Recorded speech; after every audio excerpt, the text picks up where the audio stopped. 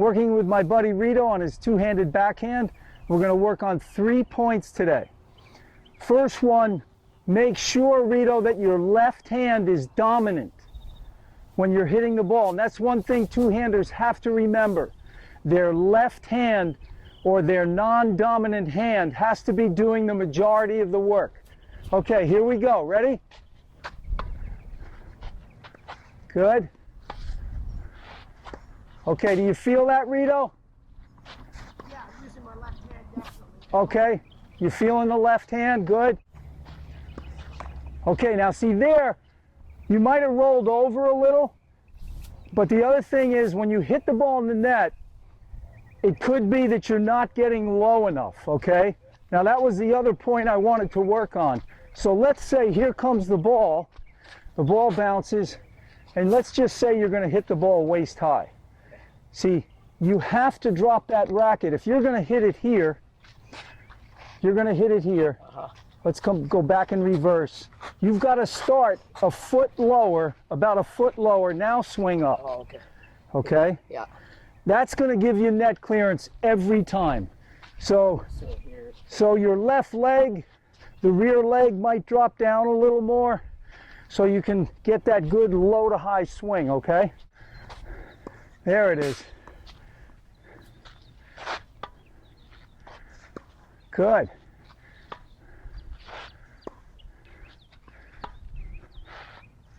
Beautiful, beautiful. One other thing, Rito, I'd like you to work on. You got the old Bjorn Borg type backhand. It's beautiful. No, I like your two-hander. The only thing I think that might help a little bit on occasion is to see, because what you're doing sometimes let me come over. What he does sometimes, it's the old Bjorn Borg. You're coming down, which is good. He's getting nice and low. And then when he swings, he kind of brings this foot in this way and stays down. I'd like to see him occasionally come up with his legs as he's hitting. So it's kind of like well, the purpose is it's going to give you lift, okay, more power, because your power comes from the ground up.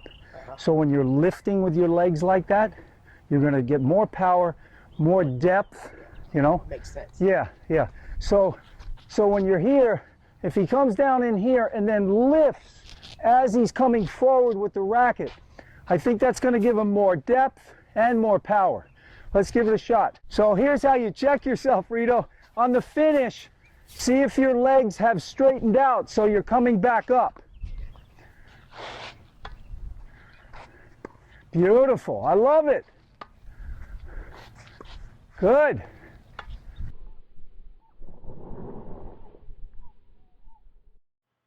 Okay, Rito has dropped the rear leg down, which has enabled him to get the racket a good foot below the contact point. From here, he's going to lift with the legs as he hits through with a high finish. Okay, at the moment of contact, Rito is lifting with the legs. This lifting really helps him to have a better finish. Beautiful. That's okay.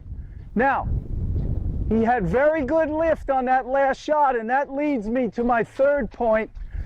His ball sailed a little long, it was a couple of feet deep. So here's my recommendation. When he's in it, show me your normal ready position. Just face the camera. Oh, okay. Yeah. I'll be like this. You'd be like that. Okay. Now, as soon as he sees a ball coming to his backhand side, here's what I would do. I'd start to close up the face. Do you keep your right hand right there, or do you turn it a little? I turn it a little. Turn it a little. Okay. Now, if you look at his racket now, you see how he's got kind of a closed racket here?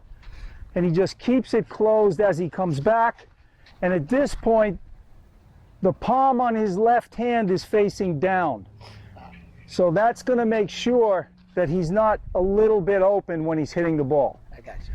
So he might be thinking one thing, palm down.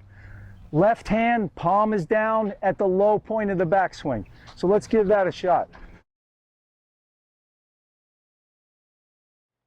Okay, at this point, Rito's racket is a foot below the contact point, and the racket face is slightly closed. It's hard to see it from this angle, but it is slightly closed or tilted down. Good. Make sure to sign up for my free online tennis camp for more tips like these. All the best and happy hitting. Take care.